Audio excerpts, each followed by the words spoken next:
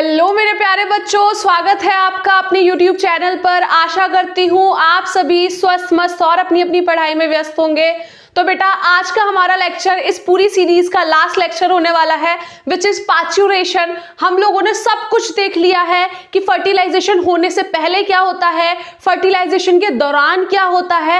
अब हम लोग जो इवेंट पढ़ने वाले हैं वो हम एक पोस्ट फर्टिलाइजेशन इवेंट का पार्ट पढ़ने वाले हैं, जो कि एंड हो जाएगा। यहाँ पर फर्टिलाइजेशन इवेंट्स खत्म हो जाएंगे क्योंकि ये इवेंट लास्ट इवेंट होता है, विच इज कॉल्ड पार्चुरेशन। बेटा पार्चुरेशन नाम से समझ में भी आता है, थोड़ा थोड़ा आपको पता भी होगा। पार्चुरेशन का मतलब होता है डिलीवरी। अगर आपकी भाषा में बोल दिया जाए तो डिलीवरी हो जाना, एक बेबी का मदर के यूट्रस से बाहर आ जाना, इस दुनिया में जन्म ले लेना, इज कॉल्ड पार्चुरेशन। और हम बाकी डिटेल्ड आउट इसको पढ़ लेते हैं। तो बिना किसी देरी के हमारे लेक्चर को शुरू करते हैं। सबसे पहले ऊपर क्या लिखा हुआ है, पार्चुरेशन की डेफिनेशन लिखी हुई है, the process of giving birth and expelling a foetus from the uterus after pregnancy.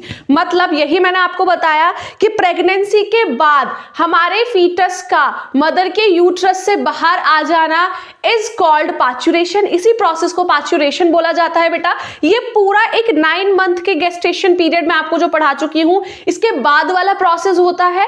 पूरा 9 मंथ तक मदर के वॉर्म में बच्चा रहेगा, फलेगा, फूलेगा, खाएगा, पिएगा, और जब वो रेडी हो जाएगा, जब उसका पूरी बॉडी बन चुकी होगी, उसकी ग्रोथ कंप्लीट हो चुकी होगी, देन पार्चुरेशन हो जाएगा।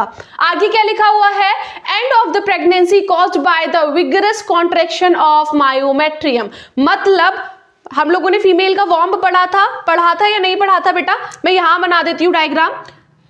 ये ऐसे कुछ वॉर्म था फीमेल का, मदर का वॉर्म था।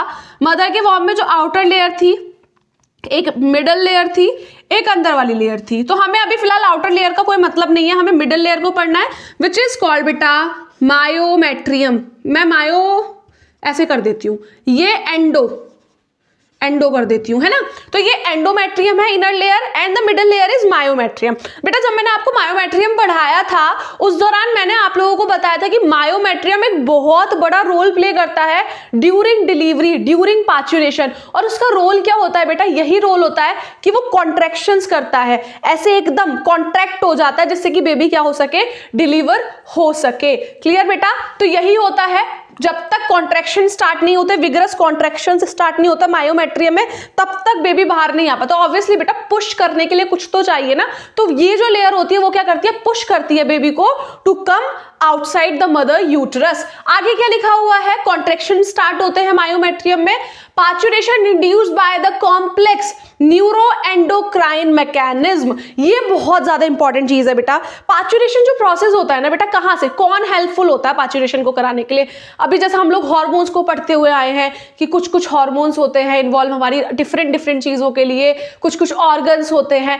ऐसे ही बेटा जो हमारा पार्चुरेशन वाला प्रोसेस है ना, इसको कौन देखता है बेटा? हमारा न्यूरोएंडोक्राइन सिस्टम देखता है। अब आप बोलोगे मैम न्यूरोएंडोक्राइन सिस्टम क्या होता है? तो बेटा न्यूरो जो टर्म लिया गया है वो नर्व्स से लिया गया है, और एंडोक्राइन जो टर्म लिया गया है वो हमारी ग्लैंड्स से लिया गया है। मतलब हमारी ग्लैंड्स के साथ साथ हमारी नर्व्स दोनों साथ में मिलेंगे और मिलके क्या करेंगे, हमारे पार्चुरेशन को करवाएंगे। उन्हीं की हेल्प से पार्चुरेशन हो पाएगा। अब देख लेते हैं कौन कौन सी ग्लैंड्स है जो कि अपना योगदान देती हैं इसमें। क्या लिखा हुआ है, fully developed foetus and placenta originate signal to the posterior pituitary. बेटा हमारे ब्रेन के अंदर एक ग्लैंड प्रेजेंट रहती है, विच ग्लैंड इज कॉल्ड पिट्यूटरी। हम लोग पिट्यूटरी ग्लैंड पढ़ते हुए आ रहे हैं। जब हमने एफएसएच और एलएच की बात करी थी तब भी हम लोगों ने पिट्यूटरी ग्लैंड के बारे में पढ़ा था। अगर आप लोगों ने नहीं देखा है वो lecture, go and check it out. क्या होगा कि हमारा बेबी अब पूरा ग्रो हो चुका है, पूरी ग्रोथ उसकी कंप्लीट हो गई है। अब वो जो फीटस होगा और साथ में जो प्लेसेंटा होगा, दोनों ही क्या करेंगे, सिग्नल ओरिजिनेट करेंगे, like we are ready, I am, like baby बोलेगा I am ready to come in this दुनिया। पापियों की दुनिया में आने के लिए मैं बिल्कुल तैयार हूं, मैं एकदम रेडी हूं, प्रिपेयर हूं बाहर निकलने के लिए। तो वो क्या करेगा, सिग्नल्स छोड़ेगा। वो सिग्नल्स कहां जाएंगे बेटा? हमारे पिट्यूटरी ग्लैंड में जाएंगे, ब्रेन में जाएंगे, पिट्यूटरी ग्लैंड में। पिट्यूटरी ग्लैंड का काम क्या होता है? हार्मोन्स को छोड़ना, हार्मोन सीक्रेट कराना, इसका काम तो यही है। क्या करने वाली है pituitary gland? Pituitary will release a hormone called oxytocin, the love hormone. No, तो अब पिट्यूटरी ग्लैंड का काम क्या है, वो ऑक्सीटोसिन को रिलीज कर देगी। Oxytocin is a very important hormone, it plays a very important role in that पूरा फर्टिलाइजेशन, पार्चुरेशन में तो बहुत बड़ा रोल प्ले करता है ऑक्सीटोसिन बेटा। अगर ऑक्सीटोसिन ना हो ना तो हमारी मायोमेट्रियम और भी ज्यादा पुश ना करे बच्चे को। वो ऑक्सीटोसिन क्या करता है, हमारी मायोमेट्रियम को और ज्यादा वो करता है कि भाई और पुश कर, तू और भी पुश कर। जो कॉन्ट्रैक्शंस होते हैं उनको बहुत ज्यादा बढ़ाता है कौन, ऑक्सीटोसिन। जैसे ही ऑक्सीटोसिन रिलीज होगा which acts on myometrium and causes strong uterus contraction due to secretion of more oxytocin parturition happen।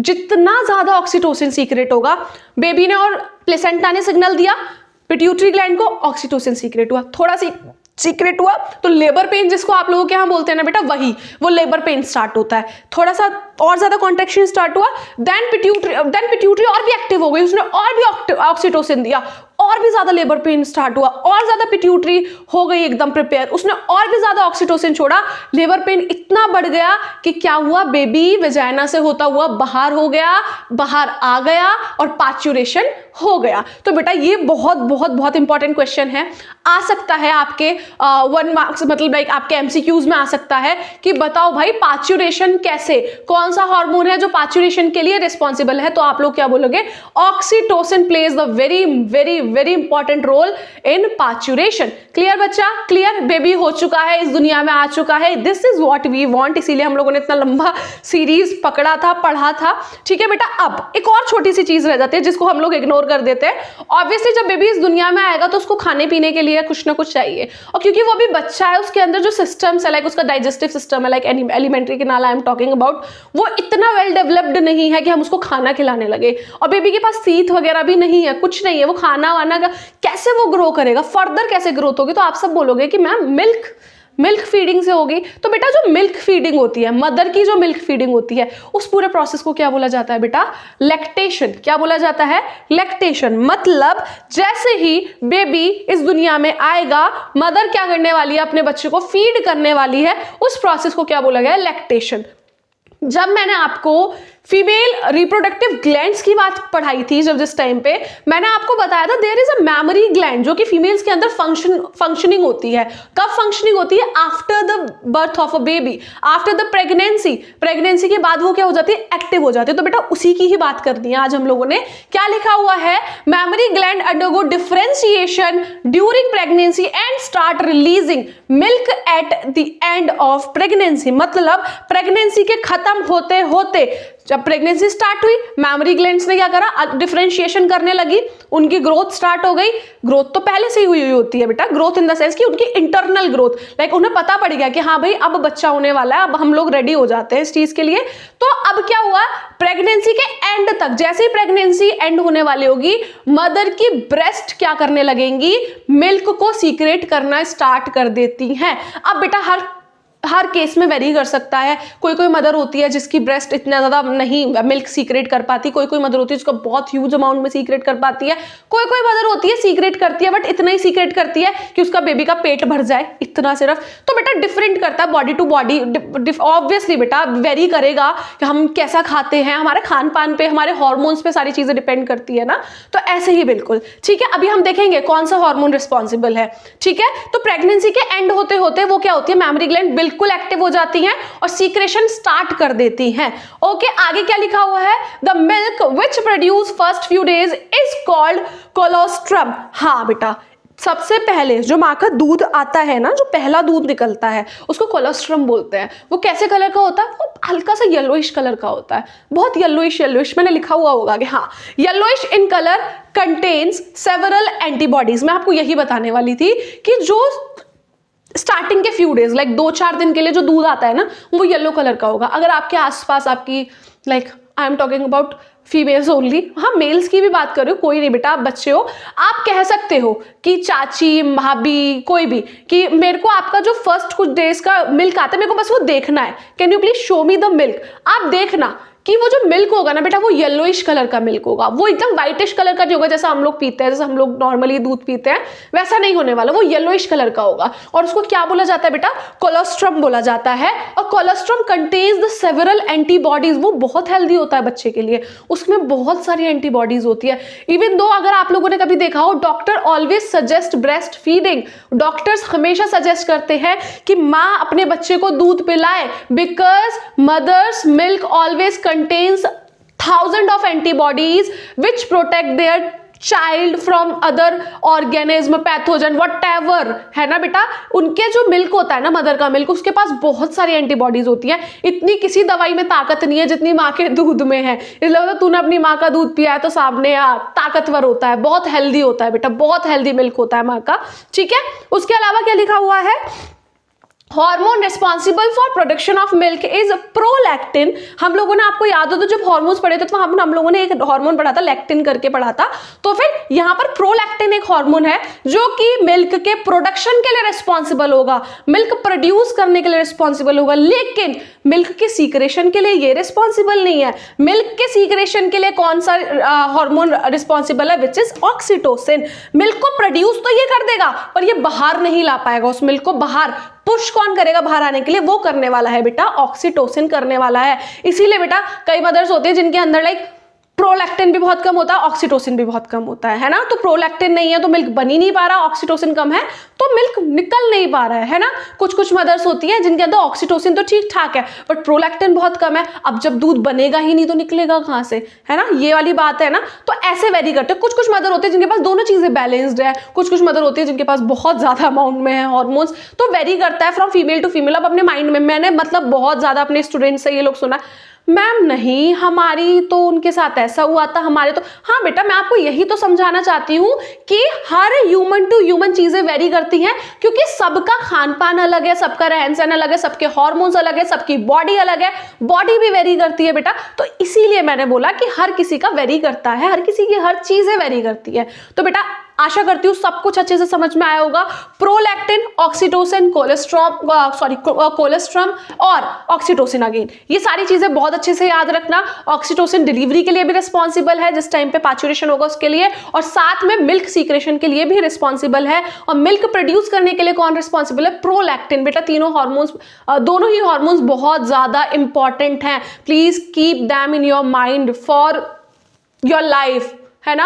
आप लोगों को जस्ट नॉट फॉर टेस्ट बेटा, it's not about your test, your exams, it's about your knowledge. आपको पता होना चाहिए, आप bio के स्टूडेंट्स हो, आपको पता होना चाहिए कि भाई क्या होता है, कैसे होता है, क्या प्रोसेस होता है। I am not talking about girls only, I am talking about boys also, कि भाई उनको भी पता होना चाहिए कि उनका भी तो ब्याह होना, उनकी भी तो शादी होनी है, उनके भी तो घर में माँ है, उनकी भी तो बहन है। उनको इतना तो अंडरस्टैंडिंग बन जाना चाहिए बायो पढ़ के कि उनको पता होना चाहिए कि कहाँ क्या चीज हो रही है, क्या कहाँ चीजें एबनॉर्मल है, कहाँ चीजें नॉर्मल है। वो बता सके अपनी माँ को, अपनी बहन को। उनकी पढ़ाई लिखाई का कोई तो फायदा होना चाहिए ना, इतना पैसा खर्च कर रहे हैं माँ बाप। तो इन चीजों को सिर्फ अपने पेपर मोटिव के लिए नहीं पढ़ना, सिर्फ पेपर पे लगाया टिक और ये नहीं बेटा, थोड़ा सा सोशली भी इनको यूज करना है, अपने माइंड में रखना है। ऑब्वियसली अभी हम जब रिप्रोडक्टिव हेल्थ पढ़ेंगे तो देखेंगे हम रिप्रोडक्टिव हेल्थ सोशली बहुत ज्यादा इन्वॉल्व है। और आप लोग जब तक जितना पढ़ना, जितने पढ़ाई लिखाई, जितने इंटेलिजेंट होंगे, जितने समझदार होंगे ना आप लोग, जितनी आपको नॉलेज होगी उतना ही आप सोशली उठ बैठ पाओगे। आपको पता होगा कि समाज में चीजें क्या चल रही है, क्या नहीं चल रही, कैसे करना है, कैसे नहीं करना। तो आपको ये सारी चीजें पता होनी चाहिए। तो चीजों को दिमाग में रखें। ये पूरा चैप्टर बहुत इंपॉर्टेंट था, पूरा ह्यूमन रिप्रोडक्शन बहुत ही ज्यादा इंपॉर्टेंट था आप लोगों के लिए। एटलीस्ट आपको अपने बारे में तो पता होना चाहिए, किसी और के बारे में हो या ना हो। आप इस धरती पर आए हो और आपको अपने बारे में ही सारी चीजें नहीं पता तो कोई भी आपका फायदा नहीं है इस धरती पे आने का। आप लोग बर्बाद कर दिया है आपने अपना जीवन। आपको अपने बारे में तो एटलीस्ट पता होना चाहिए कि हमारी बॉडी में कौन सा ऑर्गन कहाँ है, किस ऑर्गन का क्या यूज है, कहाँ कौन से हार्मोन सीक्रेट हो रहे हैं। एटलीस्ट इतना जानना तो आपका बनता है, आपको अपने बारे में जरूर पता होना चाहिए। तो बेटा that is it all about this lecture. Hopefully आपको पूरा चैप्टर सारा समझ में आया होगा। आशा करती हूँ कोई भी दिक्कत नहीं होगी, और अगर दिक्कत होती है तो आप मुझे कमेंट करिए। I will reply to you guys for sure. मैं ज़रूर कोशिश करूँगी आपके कमेंट्स को पढूं और रिप्लाई भी करूँ अगर आपको कोई डाउट आता है। That is it all about this lecture. Keep supporting guys. Thank you so much for watching. If you guys like the video, do like, share and subscribe the channel. Thank you.